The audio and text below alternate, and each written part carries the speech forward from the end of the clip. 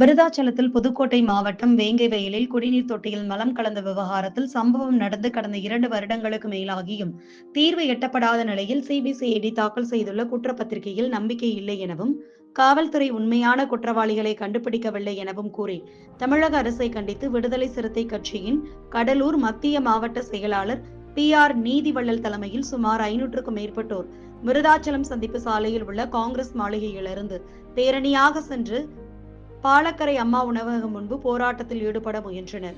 அப்போது விசிகாவினரின் பேரணியை காவல்துறையினர் தடுத்து நிறுத்தியதால் கடும் வாக்குவாதமும் தள்ளுமுள்ளும் ஏற்பட்டது. பின் விடுதலை சிறுத்தை கட்சி நிர்வாகிகள் சாலையில் அமர்ந்து மறியல் போராட்டத்தில் ஈடுபட்டனர். இதனால் பெரும் பதட்டமான சூழ்நிலை ஏற்பட்ட நிலையில் போராட்டத்தில் ஈடுபட்ட விசிகாவினரை காவல்துறையினர் கைது செய்து தனியார் மண்டபத்திற்கு அனுப்பி வைத்தனர்.